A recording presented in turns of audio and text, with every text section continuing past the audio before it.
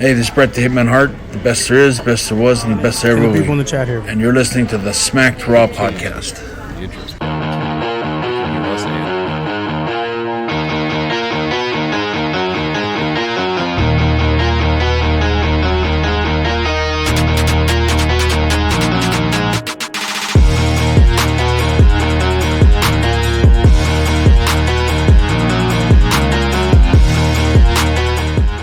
What's going on, everyone? Welcome back to the Rewind. I got RN back. I am officially back from my Mexico excursion. Never go to South America again, RN. Never go again. to South America again, bro. I will not be missing any time. I got it out of my system. Won a couple belts. Lost a couple pounds from drinking the water. Like, I'm good. Oh, shit, you guys, man. Yeah, we're the Rewind. We do this weekly show. We talk about the latest week in wrestling. We do this live on twitch.tv/smackedraw. Hey, we're actually live on Facebook too. You can check us out on Facebook. It's my personal Facebook, so you'd have to follow me. I just use my name, I guess, Kyle Tyson. It's got my ugly mug as my profile picture. We do this show. Is weird. I'm just going to say it now. It's either Sunday or Monday. We're going to do it Monday afternoons if me and RN have the afternoon to do it. If we don't, we'll do it Sunday nights. Follow us on Twitter at The Kai Tai Show or at SmackDraw Pod, and we'll let you know when we're going live going forward. So, yeah. Mexico is North America, Alison. Hey, Alison. Appreciate you correcting me on air. Thank you. Man, RN, I missed you, man. I missed you, bro. Will stepped in, man. Will stepped in. We had some fun. Nice. Yeah, man. Will was a lot of fun. We got some. Will's a fun character. He has a good dynamic. Will's a real professional when it comes to this stuff, man. Right. Yeah. If you guys do miss a live stream, we're on YouTube, youtube.com/SmackedRaw podcast. I was actually just telling RN before we started recording, the last two episodes of the Rewind did not make it to YouTube because technically somehow this show just fell apart when RN's not here. So even though RN, you have nothing to do with the recording other than Literally being on the show, I can't have you taking time off anymore, man. I got that out of my system. You know what I'm saying? Won a couple titles. I'm good to go, man. I'm here. Oh, man. That's awesome, dude. You guys, we're going to talk about Extreme Rules today. Sure. I think that's the obvious one. We're gonna dive into Extreme Rules. It's not going to be an official recap of the show where we're going match by match, blow by blow. We're just going to kind of give our general overall impressions. We'll talk about some of the latest things happening in wrestling. I think before we went live, I saw some news that Kenny Omega's taking shots at Cody. We'll see if I can dig into whatever the hell that is at some point on the show. And we're going to obviously talk about the big thing that happened. Everyone's talking about Bray Wyatt's back in WWE. RN, did you see this? Yes, I did, and I'm glad he got rid of all the mask and shit. Like, and it really was just Bray Wyatt. Yeah. Now, it's super early. If you guys are watching this, we are shooting this Monday afternoon once again before Raw. So by the time this goes up on YouTube, Raw probably will have already played, and there might be further things that have taken place with Bray. Early speculations, though. Cult leader Bray? I want him to be all three. I want it to be like whoever he needs. Yeah. The three faces of Bray? To pull out. Yeah. What would be Bray's three faces? Well, it would be the Fiend. Mm-hmm. Hawaiian shirt Bray. That'd be cult leader. Cult leader Bray. And then. You think Funhouse is different from cult leader? Yeah, Funhouse is different than cult leader. So Funhouse, yeah. Yeah, Funhouse. Okay, cool. Three faces of Bray. He's wrestled as all of them. He's wrestled as Funhouse. The Funhouse Bray never wore the Hawaiian shirts. He was like the sweater vest, the Mr. Rogers. The sweater, yeah. Yeah, sweater vest Bray. And the man bun. The man bun. Yeah, no, it was fucking awesome, man. Okay. A lot, I think so far the chatter I've seen, a lot of it is people are speculating it's going to be Colt Bray, and there's a lot of the main discourse now is there a faction? Is there not a faction? RN, what's your early predictions? I'd say probably not starting out, but I think eventually it will be. I mean, I like that idea of him showing like the Funhouse characters as like actual people. You know what I'm saying? Like that was actually kind of legit. So yeah, I kind of the way I viewed them. So at the at Extreme Rules, and once again, like I said, we'll dive into Extreme Rules here in just a minute. The way I viewed them is similar to when Jericho. What match was it? Jericho had a match early on in AEW where during the entrance you had all the old versions of Jericho came out. That's kind of how I viewed all the Funhouse characters and stuff. Not that they're going to be reoccurring on television. It was just part of the moment. yeah, You know? that's what I think. That was like what I get from. I think it was like a cleansing thing, like showing you all the different versions of them, and that's why he had the new mask and shit too. And this is a different version. Got you. Yeah. The new mask is pretty creepy. Let's see here. What was the live? I'm sorry, the live chat's actually going pretty quick here. He posted a picture of the Philly skyline from the Ben Franklin Bridge. Gacy will be one of the guys. So they're saying, Square. I guess EJ is saying that he believes it's confirmed. There's going to be a faction. If anybody should be in Bray's faction and should learn under Bray, I would probably say Gacy. As long as Gacy doesn't stink it up. You know what I mean? But I think if Gacy is introduced to the faction, like Bray would have been around him and would have been like, okay, I can work with this. You're not gonna like stink up the joint. Yeah, they might as well take the Grizzled Young Vets with them too, because I mean I know that part of the gimmick is kind of ass, but I mean they're fucking dope. Like I hate how they've been. I don't want to say treated and all that shit and booked or whatever, but like this shit is ridiculous. Like they were literally and are one of the top 3 to 5 tag teams in the world. And the gimmick, like I said, the gimmick sucks. But I mean, if they got with Bray and they did something like a different version of the Grizzly Young Vets or some shit, like I'd definitely be down for that. Sweet deal. Yeah, it'd be cool for that, man. That'd be cool. Before we officially go into Extreme Rules, last thing is, you guys, you can support the show. Head on over to patreon.com. We'll give you a shout out. One of our big patrons, Mr. Kim Ham, want to appreciate you with the $5 tier. We already sent out your sticker pack. Thank you, Kim, for being a longtime patron of the show. We really appreciate you, sir. And if you want your own Patreon shout out, head on over to patreon.com/SmackedRawPodcast. Subscribe to any of the tiers. We have from $1 to $20. They all have their own benefits that coincide with them. Stickers here and there. I think on the $20 tier, I literally said we will make you a t-shirt. We don't even have an official Smacked Raw t-shirt anymore, but I will make one if you sign up to the $20 tier. Send you out. We will be taking a loss with that shirt, guaranteed, when you factor in manufacturing and shipping. But damn it, we'll do it for you. Head on over to patreon.com/SmackedRawPodcast. And thank you to all of our existing patrons. You guys make this possible to do every week.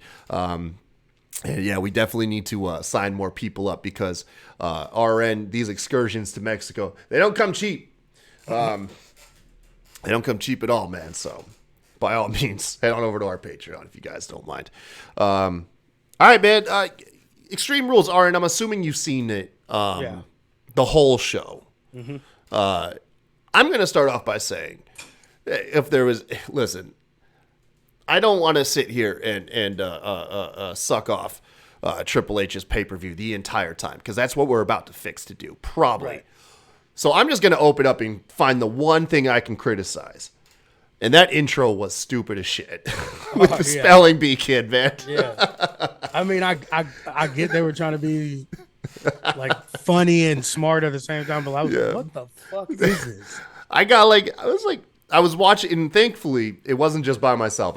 I put it on at work because I actually happened to work with another big pro wrestling fan, which is cool. She is a very good barometer of like pro wrestling because she's not part of the IWC. She just watches casually, and she's a huge fan. She just doesn't bother to hop on Twitter and see all the backstage going ons. So I like to hear that fresh perspective. But that's untainted wrestling opinion. Yeah. From an actual fan too. So. Right. But even me and her both looked at each other because I missed the intro on the night of the show. So when I went back at work and put it on, we were like, okay, this is silly. But literally, you know what? If that's like the only thing I can really criticize about the entire show, you know, it was a good one. The only criticism I have is like, it felt kind of disjointed at times. Yeah, I mean, it's a pay-per-view where everything is a stipulation. You know what I mean? Right. Yeah. But I kind of expect from Triple H, but I just realized he didn't really have any real like gimmick pay-per-view. It was only just like not Hell in a Cell, but War Games. So, but yeah, and like I kind of hate that it had to happen after Riddle and Seth.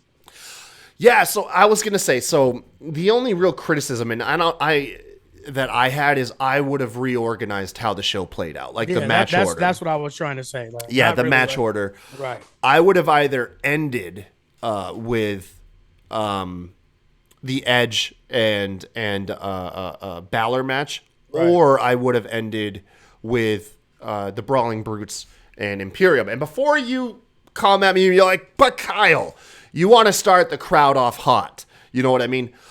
I know you do, but there was a lot of matches that got the crowd hot. Okay, right. You know what I mean? That's the only one I disagree on is Brawling Brute was like I felt like starting off the show with that. Like I don't think there was a better match. Yeah, because they came out the fucking gate firing. Like there wasn't no like filling out process. It was straight to it. So that was a perfect definition of on site. Six-man tornado tag match. Dude, that was a perfect match. My God, dude, that match was so damn good. I would have ended it with Edge and Balor too, especially because supposedly Balor's supposed to be getting a big push. Like that would have been your way to kind of solidify it, and it wouldn't have really.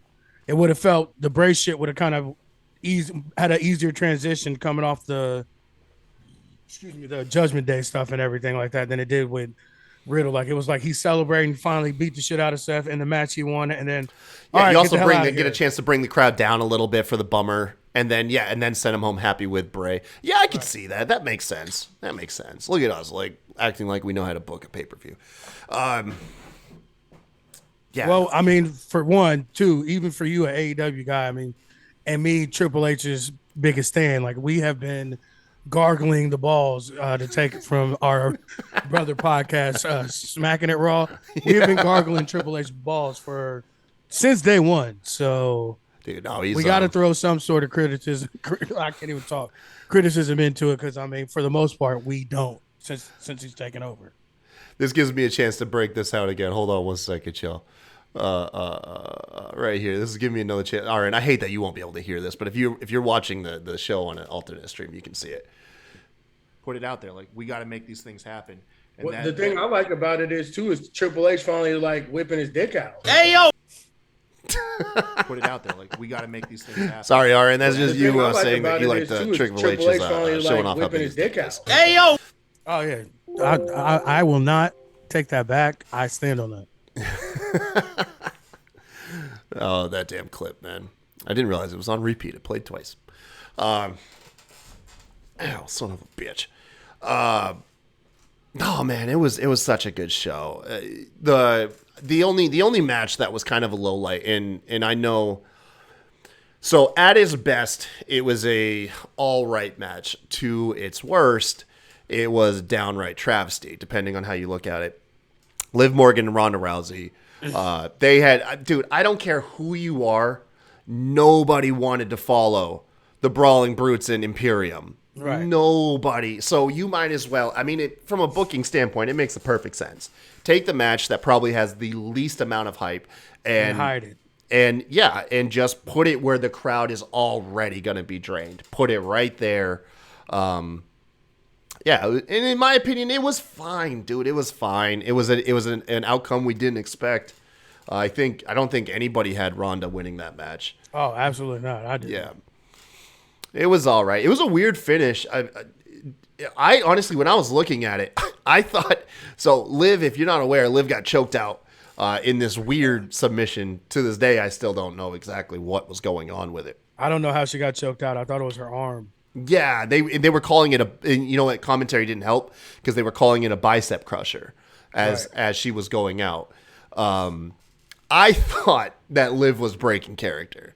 I thought she was like, my face is in Ronda's ass. This is falling apart. And I thought she was just breaking character, smiling as she passed out. And it turns out, no, it is her character. I guess they did like a WWE exclusive clip where she was like losing her shit, looking like she's losing it. Going back to Harley Quinn Liv. Yeah, possibly. Because not only that, she blacked out her Twitter account, which so did another loser in the night, Seth Rollins. Both of them have blacked out their Twitters. I wonder if they correlate or not. I don't imagine they do. Maybe this is the start of something. Who knows? Who knows? Maybe they're in Bray's faction. That would be. I doubt. You think Seth could be part of a faction at this point in his career? If he's leading it, yeah, that would. He started it. He could never be number 2. Unless they did like a weird like 2-man power trip deal where it's like him and somebody else, they team up to take down the bloodline and just go at it. Them two, maybe, I guess. I don't know. But I don't think anybody's on his level to even pull that off really besides Roman. Like I think besides Roman, he's the biggest star on any roster. So like he's too strong of a 2, I guess. Yeah. Throughout the evening, another little piece of news here is it does appear Triple H might be an on-screen character going forward. He was on the presentation of he's going to be on the presentation of 3 shows back to back. He was on SmackDown. He opened up SmackDown. Although he was not on screen for Extreme Rules, The Miz had all these backstage segments where he was interacting with Gritty. Trying to get to Triple H. Yeah, trying to get to Triple H. And they even had a placard on the door. And I guess there's some news articles floating around, like maybe they did have something planned or something because of the placard. But either way, The Miz was name-dropping Triple H. You know what I mean? You don't do that if the person is not a character. You know what I mean? He's going to get fucking all of DX's finishing moves tonight, most likely. Oh, yeah? Why else would they keep trying to put them together? And it coincides with DX's 25th anniversary. Like, it's... don't do that to Miz. Don't do that to The Miz. That's the GOAT. What else could it be? Oh, damn it, you're right. He's going to probably come at Triple H. You're running like a sloppy shop. Oh, that'd be funny if he says that. Letting Dexter Lumis continually kidnap me. And then he eats he gets shown a crotch chop. X-Pac hits him with an X Factor. Road Dogg hits him with the pump handle. And then ultimately the pedigree. It's something's gonna happen to him. He's gonna interrupt them or something, like, because like you said, they kept doing the and. If you looked at Triple H's the logo, it was like the bad DX Triple H thing, whatever. You know what I'm saying? Yeah. Before he crossed over to being a single. So, what are you gonna be going on the old man rants?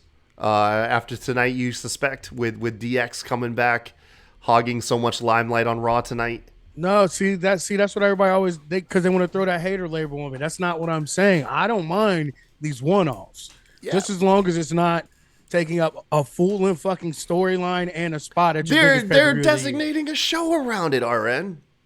But it's a one-shot. Like, as long as it's a one-shot, I'm cool. I'm cool on it, but I don't want... You just said they're going to squash one of our best up-and-coming talents in The Miz. Let me finish. I'm on the Miz train with you. That's what I'm saying.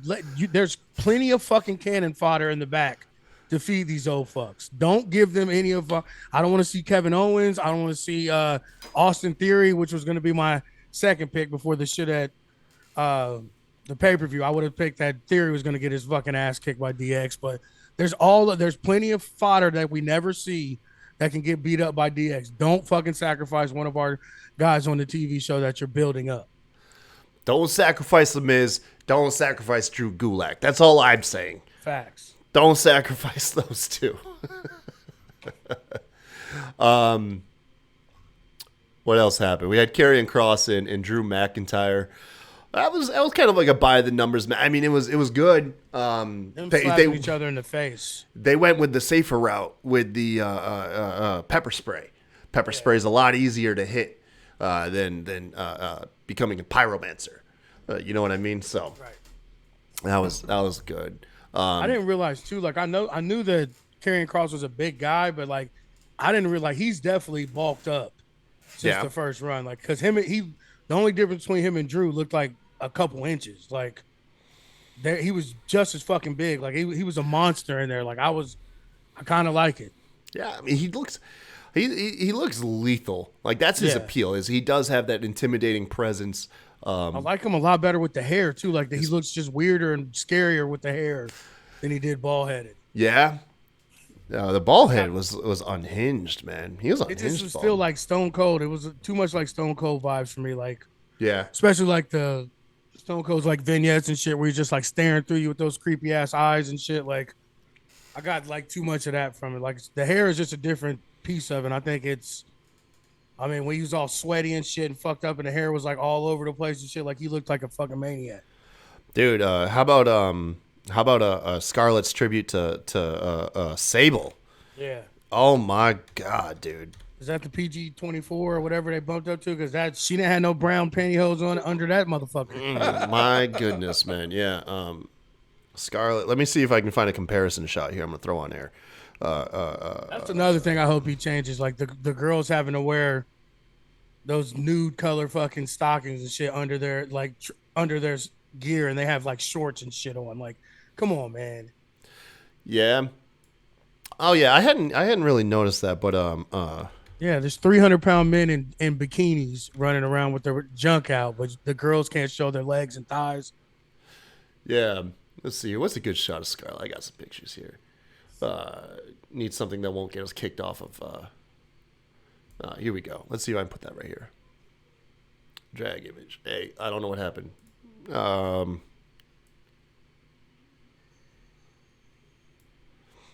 right, I'm gonna give one more stab at this, and then I'm gonna leave it dead here. There we go. Look at this. Yeah, I didn't even realize. I was looking at it, and I was like, God dang, why do I keep thinking Sable? And apparently it's because Sable had such a similar damn outfit, an iconic similar outfit back in the day. And it was gnarly.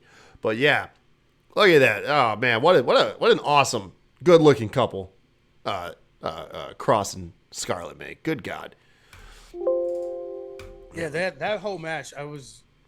Like you said, it was pretty standard, but I mean, they still beat the shit out of each other. Dude, there was so many hard-hitting affairs. I laughed at myself. I laughed at the thought that during the Brawling Brutes and Imperium, going back to there, the biggest one out of it, the most jacked-looking one out of all of them, oh, God. Ridge Hall. Thank you. Yeah. Thank you for saving me from that disaster. I already knew what you meant. Ridge looked like he was the safest one out there. He looked like he was like, look, guys, we're not supposed to hurt each other, while everyone was just beating the piss out of one another. Ridge was still trying to play it safe. These dudes, like, I love this because everybody knows like Sheamus is like notorious for fucking strong styling people and shit and everything, and like he gives it to you and expects it back. Yeah, he expects it back, and you could tell that even though it looked like they were hurting each other, and they really were, but you could tell that they wanted and that they enjoyed it, and like these dudes are probably going to be having these fucking matches for years to come. Like, let's not injure each other, and let's not concuss each other. And that's the thing about it. The things that they do, there's no chance you could concuss anybody or really hurt anybody just slapping the shit out of each other's pasty white chest till you turn red. Like, you know what I'm saying? Like, God, dude, Sheamus looked like his chest was about to start bleeding. And those kicks chops from Walter, I don't give a fuck. I know he's not really kicking the people's head off and he's pulling, but like how does a man that fucking big get his leg up like that for one? And the tight space when Sheamus was on the damn barrel and he was literally standing in front of him, still kicked him in the fucking face. I'm like, that big man's moving. Oh, it's so gnarly, man. Yeah. Oh man, you couldn't pay me enough to take a chop from Walter. Good God. It's funny too because as hard as they last we'll touch on it, but as hard as they were hitting each other, they went from the hardest hitting match to probably the softest hitting match. Which I don't want to insult Ronda and Liv for trying to take care of each other, but dude, the baseball bat is not a wrestling weapon that you can use throughout a match. It's supposed to be like look fake. Yeah, exactly. You instantly exposed because either it's going to show off that it's obviously gimmicked if you can see somebody wailing each other full blast. Right. And getting up from it. Or B, you have to protect each other extremely well and pull your shots. It's just there's no way where you can use a baseball bat in a wrestling match long term and make it look right. You know, Sting utilized it the best. You hit a guy in the gut once, in the back once, and leave him alone. That guy's going to be dead for the next 5 minutes. You know, that's how it's supposed to be. It was just weird, and then it was bedazzled and everything. And that was just awkward. I just never could get behind her. And I wanted to. Outside the ring, her tweets and her interviews and shit. I fucking love her because you can feel her passion and you can feel that she really wants this and wants to be the champ. But just the character, the crying and shit, and then the literal definition of generic babyface. I'll win this for you. It just never clicked for me in any type of way. Yeah. What did click was the Bianca Belair and Bayley match, though. Shit was fantastic. What an awesome ladder match. They didn't. I mean, it was another historic first time ever, and it was good. It was really good. I think so. I do think they missed the ball with having Bianca out there with Bayley for 10, 12 minutes, and then damage control interferes, and Bianca was able to instantly overpower Io and Dakota. Gave them both the KOD. Jesus, my brain does not want to. I don't mind any of that. You don't mind? I mean, no, and I know why you don't like it. And it's Super Cena levels, man. Bianca's becoming Super Cena. I'm not man. mad at that, and that's literally what I was about to say. Why not? Why not? We've done it with men. We've never had a woman like that has the opportunity to cross over, that everybody loves. Man or woman, dude, a Hulk Hogan or John Cena is a character that will grow old, man. Yes, but what I'm saying is, historically, we've never had a woman John Cena or Hulk Hogan. Have we not? Have we really not? I'm talking about in our modern era where a woman is recognized as being a wrestler and instantly her name, when you think of professional wrestling. What about China? China squashed every female she wrestled. Yeah, but I don't think hers was still I don't think it was. She didn't have the crossover appeal that Bianca has, and yeah, you know what I'm saying. She was too exotic looking, if that makes sense. Yeah, and I mean, obviously the women's division wasn't utilized. Right, women's wrestling when China was around may have been the only women's wrestler in that division at the time. Everybody else were fewer and further between. Right. Yeah. No, I mean, I see what you're saying, man. It's just they got a shot to go for it. I'd take it, just to being that it is such a male-dominated sport, and like I said, that women's wrestling isn't really still it's not taken serious like it should be. As many badass women we have wrestling. I'm just saying it's a slippery slope, man. Before we, it's not long before we get Bianca wins. Lol, you know what I mean? I totally agree. And then how dope is that going to be when she goes back to being a fucking heel? Yeah, I mean, yeah. They people forget we didn't fall in love with babyface fucking girl empowerment Bianca. We fell in love with the badass cheating, fucking people up EST Bianca. No, don't forget that part. No, you're not wrong there, man. Bianca's awesome. I can't even hide the fact that I love her. It's not I'm saying I wish she lost. Is like, No, man, I don't know. completely It's like, understand. okay, so what? You give Damage Control the KOD. Bailey uses that as an opportunity as you're distracted and beats you, or I don't know, like something, man, something. Alexa Bliss and I don't know, fucking Asuka come out. I don't know. It was just weird watching her overpower all three of them. It gave me John Cena Nexus vibes. All right, that's all I'm saying. And I'm into it. Yeah, of course you are, you bastard. I'm pulling the black card on this. I know you are. As a white person, it's hard to like fucking say that. All right, I know you are. It's implied. It's implied. Normally, I don't like pulling it, especially for stuff like this. But Bianca is just like, it just killed me. Like, I knew that. Dude, she's a role model. She right, is. you know what I'm saying? Yeah. I took my nephew to Raw in January this year, and like 3 or 4 rows, there was at least a little girl of every fucking color or station or anything with a long ass fucking braid or a Bianca shirt on. Like, I'm talking about little black girls, 2 little white girls, look like some Mexican girl. Like, literally in that little section I was in, a dad had all his daughters, and they all had on Bianca shades and braids, and they were all little blonde hair, blue-eyed white girls. My wife traded in her Charlotte t-shirt for a Bianca shirt. That's what I'm saying. Like, Yeah. That's why I'm like, if you got a chance to where we can, especially seeing a black woman at that, like propped up in like every fucking wear, like I'm all for her getting the Cena treatment, and I'm all for the crowd turning on her too and booing her, because then that means we're gonna get a fucking dope ass heel run, which is gonna turn into another dope face run whenever she turns. So like, me, I'm in on it. I don't think they would treat her like they did Cena, where they just refused to turn her. I feel like WWE would turn her. And I feel like the crowd looks at her as a real worker and shit too, like not the 5 move of doom and all that other shit that come out of it on top. You know what I'm saying? Yeah.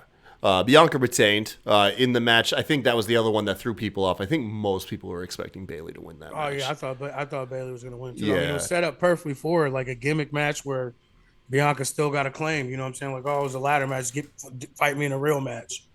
So we'll tie up these women's matches with a bow here, and the bow will be the Charlotte teaser. We got a. I didn't even watch the teaser. I'm not gonna lie, because I was playing catch up, so I just fast forwarded through it. But obviously I didn't even see it. Yeah, we got a teaser. I'm assuming it is saying that Charlotte's coming back. It's saying we all knew Charlotte was coming back soon. Right.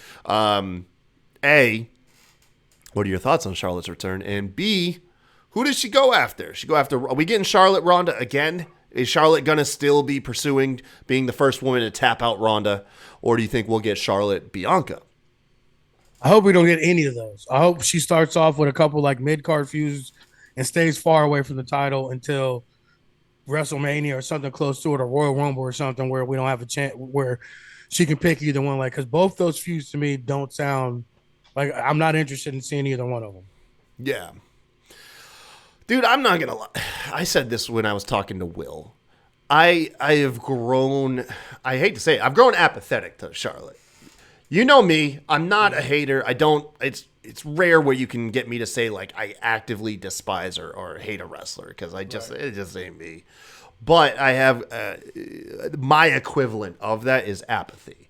And I have grown pretty apathetic to Charlotte. It's like she comes on and I'm just like I tune the shit out. I'm like, oh God, all right, here's a portion of the show I can pass up, and I don't know what I blame it on, because I respect the shit out of her in-ring ability. She's been the same character for like 10 years. That's what I feel like that's what it is for me. That's like I don't see any character reinvention. No, it's like her coming out saying I'm the best, I got the most money, I'm this, I'm this, I'm that, and then when it doesn't matter if she's face or heel, it's almost the same fucking promo, no matter what. And that's what the real issue is. She needs to figure out something. Maybe throw her with Bray. I don't know. She needs to figure out, like, the same character over and over again is not working. You can't.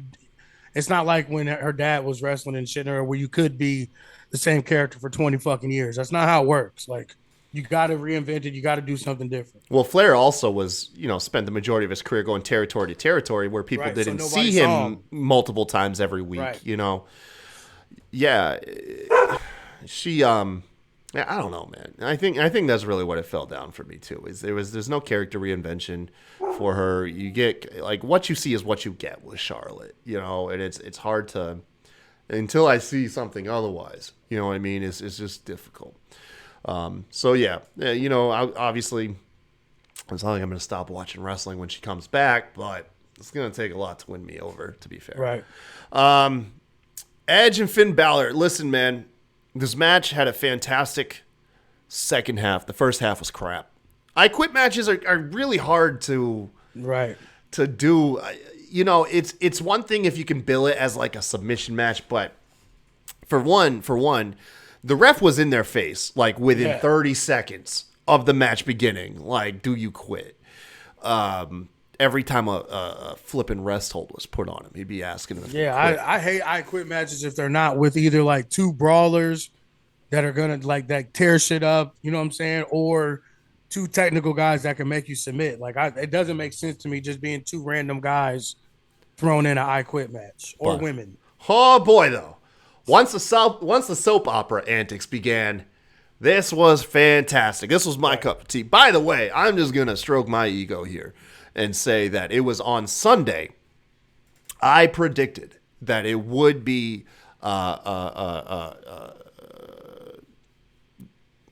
Beth Phoenix that would cost Edge the match. This was prior to Edge mentioning her in his promo on Monday. And the moment I saw Monday where he brought her up and was like, this is hard on my wife, I was like, fuck, yeah, it's in the bag. I knew it. I called it on Sunday. Beth is going to come out there and cost Edge because that's the only way you're going to get him to quit. You know what I mean? It's not going to be at his own peril. It's going to be at the peril of his family. But, dude, this was so fantastic. Between all the interference, Edge was about to quit, and Damian Priest and Dominic ran out. And then Ray came out to even the odds. Dominic attacked Ray. There's so much drama. Rhea came out. She was handcuffing Edge. We were all at that point wishing we were Edge. Edge was accepting his fate when he realized that he was handcuffed and he had all of Hot Topic Bullet Club ready to pounce on him. It was so damn good. And then, of course, the creme de la creme, Beth and Rhea squaring off. By the way, give them a singles goddamn feud. I know a lot of people are like, oh, cool, mixed tag match at the next crown jewel. Like, no, man. I listen, I love the mixed tag matches. Man, I understand Beth Phoenix is probably a personal decision why she doesn't wrestle more frequently. I think she probably really enjoys being a mom and doing the family thing. But for my own selfish purpose, I would love a goddamn feud between Beth and Rhea. Just an isolated feud between the two of them. Beth got knocked out with the brass knucks. Edge was made to hold, like, Edge slowly realizing, didn't even realize his wife was knocked out. He had to look over and see her unconscious body. And he's trying to wake her up. It was emotional. She played that shit good as fuck. Cause like how her arms were and everything really looked like she was knocked out. Yeah, she was dead. She fucking killed that. Yeah, man. And then No like pun Edge, intended. and it wasn't even dramatic. Edge had like whimpered that he quit. Oh God, it was so good. It was so. I'm having chills just thinking about that moment. I'm glad they did it too. Like, right. They didn't make him like still fucking fight it off. Like, no, like a real person in that situation would have stopped. They saw their wife in their tracks. You got it, bro. I quit, bro. I quit. You got it. Fuck this, dude. You just put everything in perspective, you know? Right. I think it's got some Tom and Giselle fucking shit written all over it to me. And then look, oh my God, the icing on the cake. It was the concerto. The concerto, Edge's innovative move. Edge is responsible. He is responsible to the injuries and damage that was done to his wife. He is very much to blame, as much as Bullet Club or Hot Topic Bullet Club is to blame for what happened to his wife. So dramatic. God damn, I love it, man. It was such It's the first time I was actually kind of invested in this when they introduced Beth, because I'm like, bro, yeah, let me up, bro. That's my wife, bro. Let me the fuck up. And like I said, how good, like her arms were like even folded back behind her, like, dude, that you know chair what I'm saying? shot. It really looked like she got fucking knocked out. That chair shot was brutal. Yeah, it's I guess that makes it easier too. Like when your wife is like fucking one of the greatest women wrestlers of all time. She's a beast, dude. And she looks bigger and like swoller than she did when she was like in her prime. You know what I'm saying? God. Like, I always thought that Beth Phoenix, and I hate to compare wrestlers to other wrestlers, but I always felt like Beth Phoenix was intended to carry the torch where China left off. yeah, absolutely. You know what I mean? Just that big, empowered, muscular woman. You know what I mean? Muscular woman that looks good as fuck too. That's feminine. The main thing. Yeah. The only thing that was missing is she didn't mix it up with men quite as much, or as notably as China did. But yeah, dude, no, it was fan-fucking-tastic. Finn looks like, dude, is like $1 million now. Like, Take the fucking pirate sash off, please.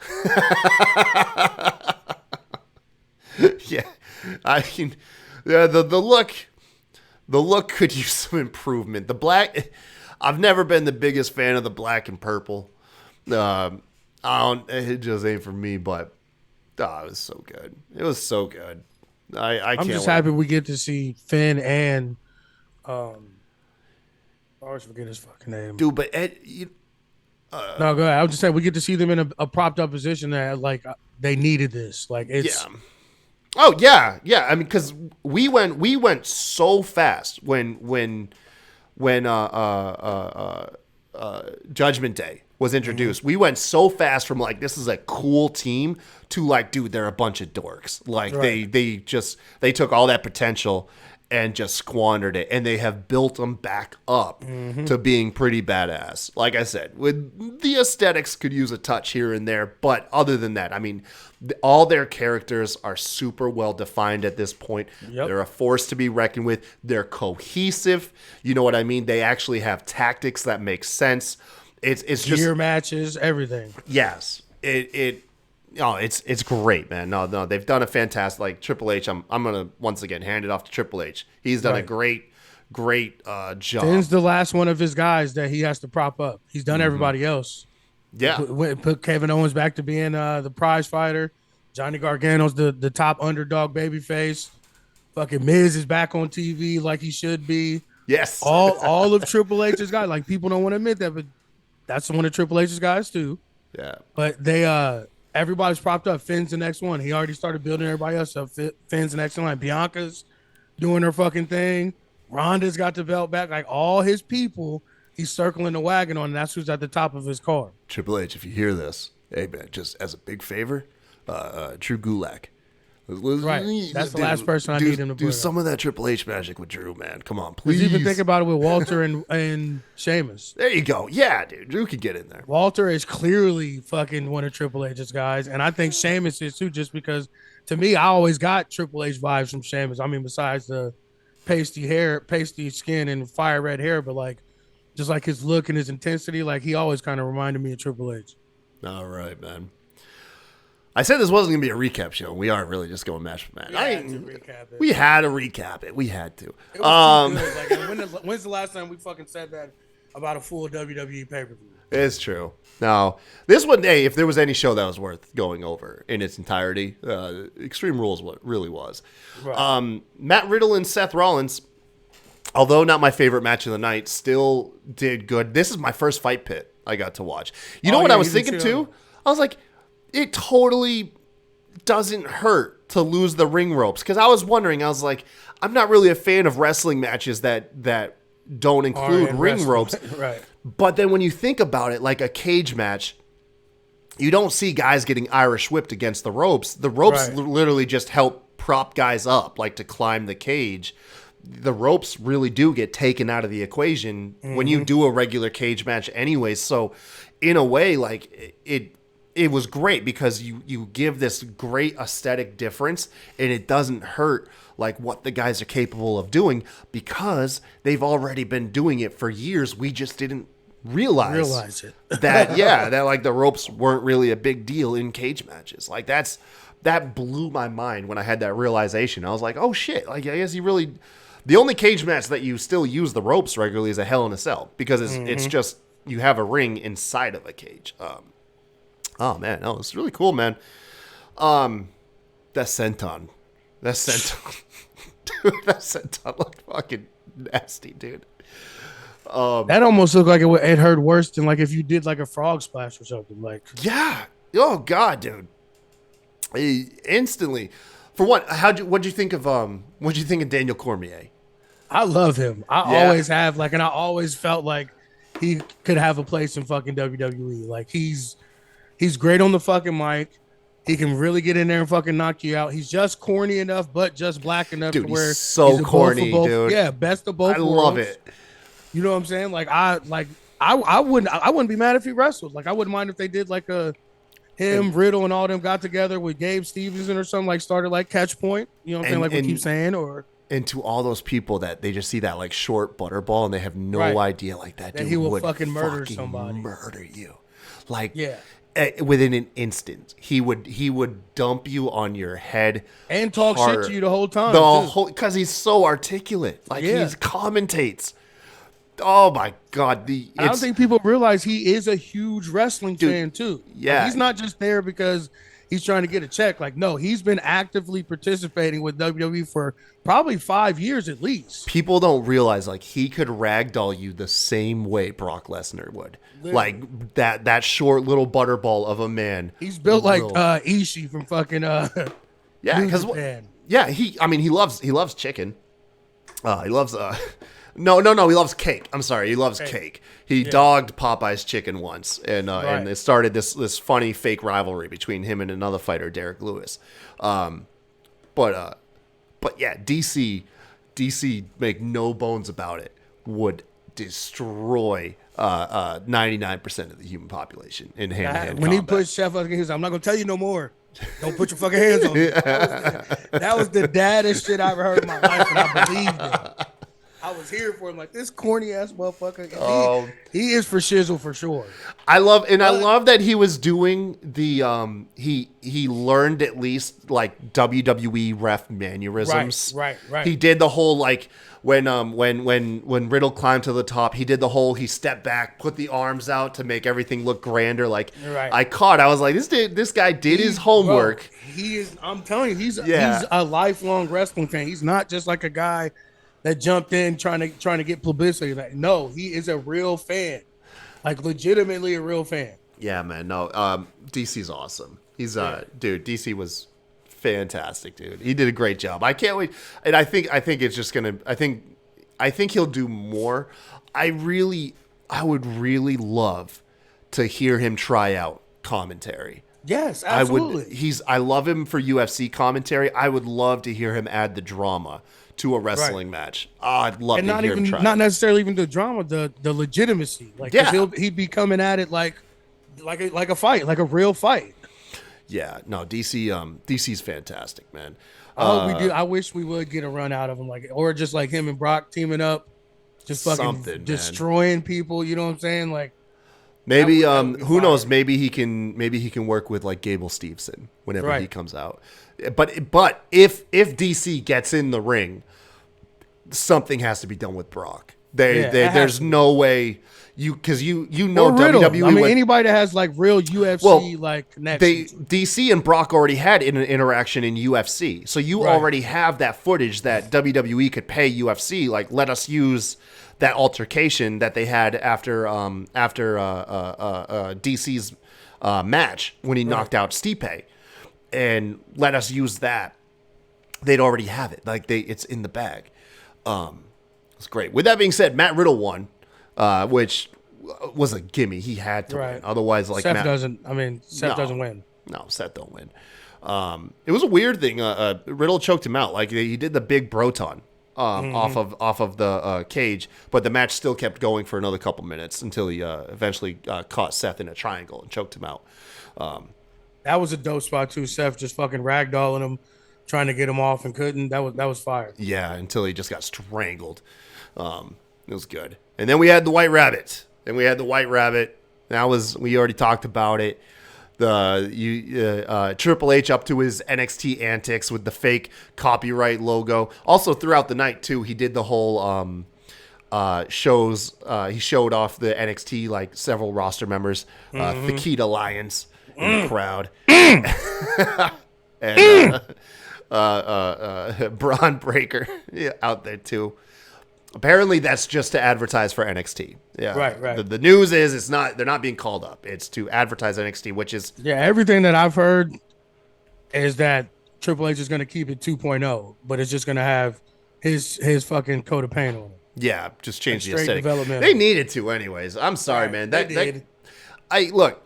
I've come around to the current version of NXT and accept it for what it is. I actually watch it more now than I ever watched. Black and I Gold. watch it cleaner. Like, thanks to Bama for that. Like, what's giving us the kayfabe talk about it or whatever, how to look at it. Like, that's when I switch, because as you know, I hated it. I thought it was ass. Yeah. Like, but after I looked, Bama gave me that speech, and I was like, you know what? For once, this does apply. And once I turned off all the bullshit and just made it for what it is, like, it's actually developmental now. Like, it really, it's not just saying that as to throw the term around. No, it really is now. Like, these people, you don't know, they've never been anywhere else. They started here.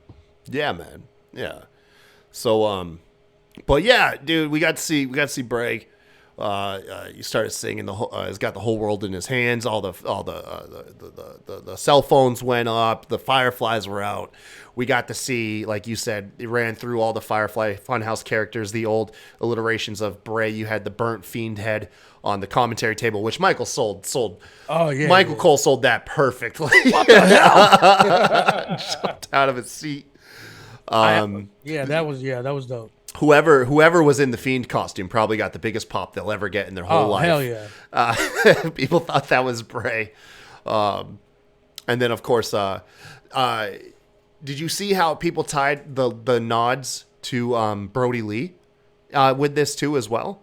No, I didn't. So there's two big things that people are pointing to. The first one being the more obvious one. So when Brody Lee was revealed as the Exalted One, he was in like a blue hallway with fog and light blinding through, and the door when it opened looked extremely similar, like it almost like Bray came from the same spot. The other one was, and now this one is way more direct, is when they showed what I'm assuming is Abby, not Sister Abigail, which I guess they're the same anyways. Right. The veil. They used a skull as a mask, and it was the actual skull that Brody Lee used in WWE when he was part of the Bludgeon Brothers, and they came out with like these like deer skull or something like that. Right. It was the actual skull that he wore. So there was definite intentional nods to Brody Lee with that reveal, which is just layers on layers. RN. Already. Motherfucker man, was on TV 5 minutes. He was ready. Dude, he got to pay tribute to Brody Lee during his return. Think about how awesome that is. Bray has a huge wrestling return, and he still found ways in that segment to pay respect to one of his brothers. You know what I mean? That's awesome, dude. That's so fantastic. That's why I think it's going to be I don't think it's going to be Colt Leader Bray. You don't think so? I think it's going to be I think it's going to be a little bit of everything. Yeah, I mean, logic would dictate you go forward. With you some don't go backwards. Mixed into it. Yeah. Now I can finally get to EJ's question. I didn't want him to think I ignored him. He asked super early in the show. He said, let me find out where it was. He said, that's where he sent the DM. There's Gacy. Here we go. I'm going to pin it right here on the screen, too. He says, what are your thoughts on a possible Bo Dallas return? Personally speaking, point, anything's up for grabs. Yeah, I always said that, I don't know the situation of why Bray and Bo didn't get paired up. I've always heard that it was kind of Bray's request. But when we got to see Bo Dallas, like, kind of becoming a little edgy. At one point in his career, he put on a little bit of weight. He let his hair grow out right before like B Team, and he was getting edgy and angry and angsty in some of his matches. Even though they were throwaway matches, I was like, damn, dude, he's got like the same smoldering mystique that his brother has. I think if done right, I'm all for it. I think that's why he worked as a babyface so good too, is because it was always like, this kid does not look like the part, but is something. He's got something, and we don't know what it is, but we fucking love it. Yeah, man. I mean, he's got something. He freaking got Liv Morgan. Him and Liv live out on a goddamn farm together, raising pigs. He's got something going on for him.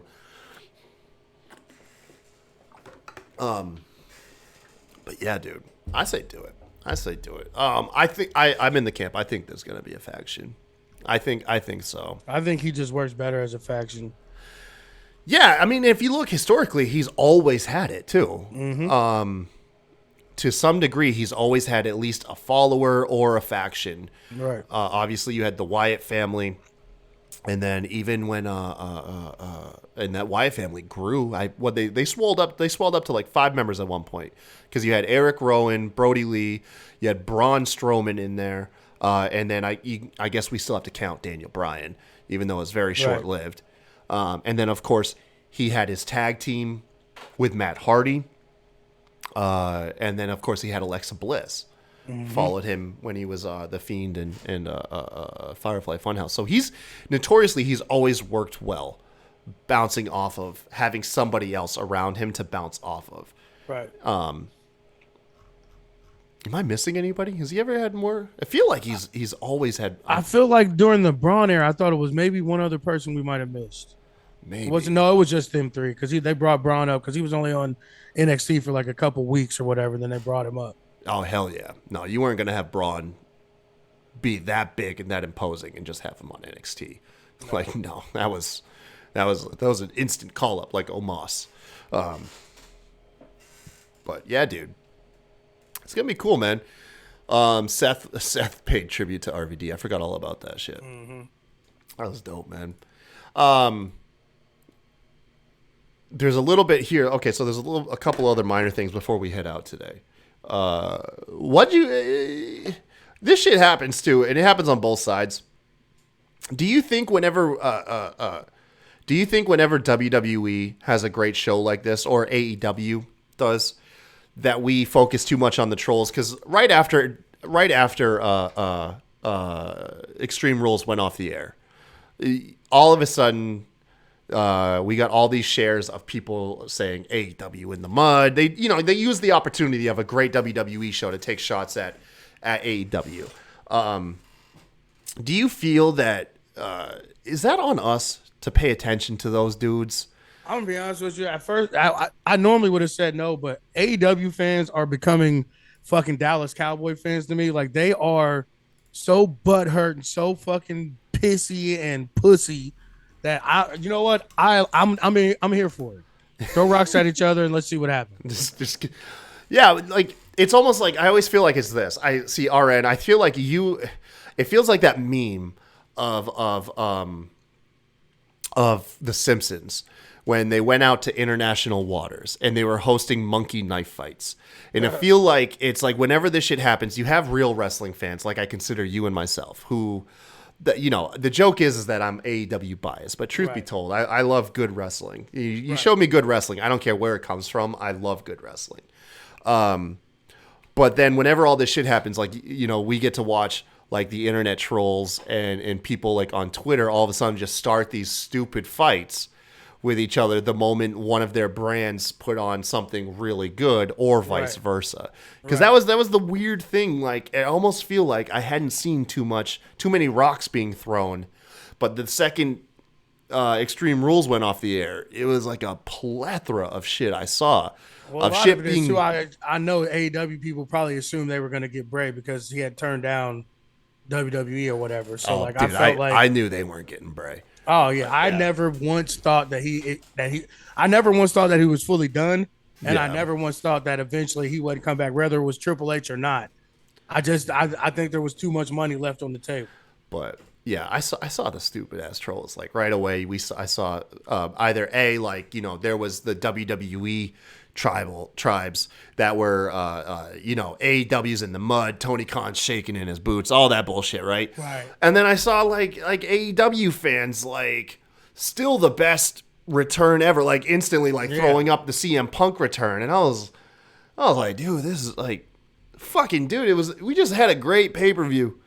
Why are we doing this? Like, why the fuck are we doing this? Like, we're happy to see Bray. Like, we wanted to see Bray back. Like, it was. I don't see how you can claim to be a wrestling fan at all and not love everything that Bray Wyatt has done. Like, I know he's not everybody's cup of tea, but like, come on, man, that's a fucking huge return that everybody's been talking about. It actually was kept kind of secret. Yeah, probably until day of. But it was kind of like the worst kept secret CM Punk-esque. It's like we all knew. Right. We all that was missing was Triple H coming out right before the show started saying, I'm not going to let anybody down tonight. You know, right. That shit was still hilarious that Tony Khan did that. It was like, don't worry. Like, essentially, relax, wink, wink. He's here. Wink, wink. You know, I can't tell you who. Wink, wink. Yeah, that's all we were missing from that shit. It was a pretty poor kept secret. Not that anyone actually went out and spoiled it. It was just right. WWE just leaned into it fully. Yeah, I saw that shit.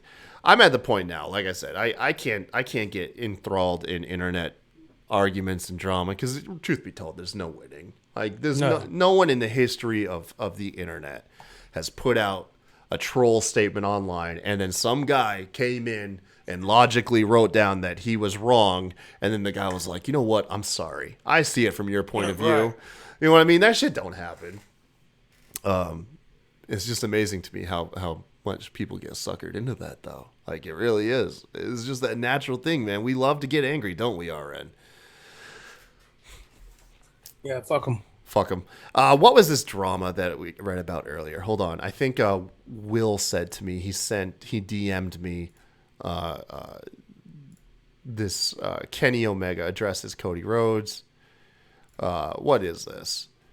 Top free agent set to make WWE returns. What? Hold on. 11 minutes ago. Wait, this ain't right. This ain't right. This ain't the article. This is just WrestleTalk.com. Damn it, Will! I saw what you tried to do, but all you did was give me a link of the website, not the article. Hold on. Damn it, Will! I thought I didn't have to do any more work. Details on Moxley contract. Yeah, Moxley signed up for another 5 or 6 years, man. Good for him. I'm glad to know Moxley is happy, in AEW. Faction. John Moxley, AEW update, bulletin, spoiler plans, Balor, China, Jake Roberts. I don't see it. Oh, well. We'll talk about it next time. It ain't a big deal. It's probably just some Twitter beef anyways. But yeah. God damn, dude. What a good pay-per-view. Right. RN, what you got going on, man? Nothing. Got a couple litters on the ground as far as Route 4 kennel goes. Kind of just sticking to that and ready for the holidays to get here. Hell yeah. I've been making these stupid little spooky photo edits and just uploading them to my socials. If you want to see some poor photoshops of spooky stuff, mainly me and my kids, and there's ghosts in the background, essentially is the equivalent. Follow me on Twitter at the Kai Tai Show. You can see that stuff. But yeah, RN, we'll call it quits, man. Happy to have you back once again, bro. Absolutely happy to be back. Yeah. You guys, thank you once again for tuning in, watching the show. Everybody here in the live chat, Alison, Will, EJ, thank you guys for all showing up. Thanks, everybody. Yeah. Until next time, we'll see you next week. Y'all have a good one. See you next week. It's Bret the Hitman Hart, the best there is, best there was, and the best there ever will be. And you're listening to the Smacked Raw podcast.